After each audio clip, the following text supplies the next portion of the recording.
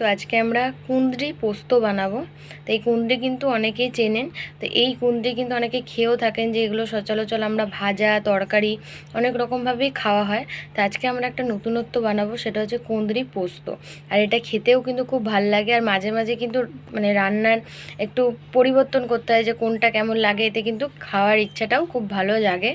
তো সেখানে কিন্তু আমরা আজকে কুঁদরি পোস্ত বানাবো। তো এগুলোকে মা ভালো করে গোটা গোটা ধুয়ে নিয়েছে, তারপরে এগুলোকে মা কেটে নেবে। মতো পোস্ত নিয়ে নিয়েছি, কাঁচা লঙ্কা নিয়ে নিয়েছি। ঝালটা কিন্তু যে যার আপনারা নিজেদের পরিমাপ মতন কম বেশি করে নেবেন।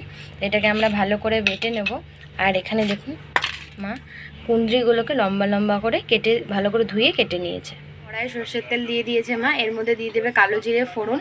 আর এরপরে এর মধ্যে কুঁদরিটা আমরা দিয়ে হালকা লাল লাল করে ভালো করে ভেজে নেব। ভেজে নিলে কিন্তু পোস্তটা খেতে খুবই ভালো লাগে। তো তেল তো গরমই আছে, এবার মা এর মধ্যে কুঁদরিগুলো দিয়ে ভেজে নেবে। কুঁদরিগুলো একদম দেখুন লাল লাল করে কত সুন্দরভাবে মা ভেজে নিয়েছে।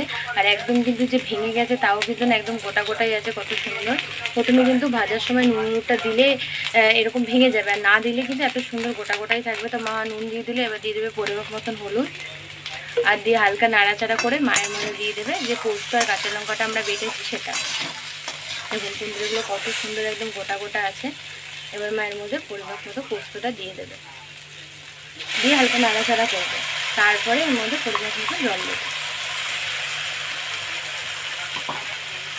একটু নাড়াচাড়া করে নেবে, তারপরে মায়ের মধ্যে একটুখানি জল দিয়ে দেবে। দেখুন পোস্ত দিয়ে কত সুন্দর করে মা একদম ভালো করে ভেজে নিচ্ছে। আর এরপরে মা দিয়ে দেবে এর মধ্যে পরিমাপ মতন জল। আর খুব বেশি না, কিন্তু পোস্তগুলো ঝোল সেরকম হয় না। আর কি বলুন, আর অল্প একটুখানি মা জাস্ট জল দেবে, দিয়ে এটাকে নাড়িয়ে মা ঢেকে দেবে। এবার আমরা সরিয়ে দিচ্ছি। আর দেখুন কুঁদরি পোস্ত কিন্তু একদম কত সুন্দরভাবে রেডি হয়ে গেছে।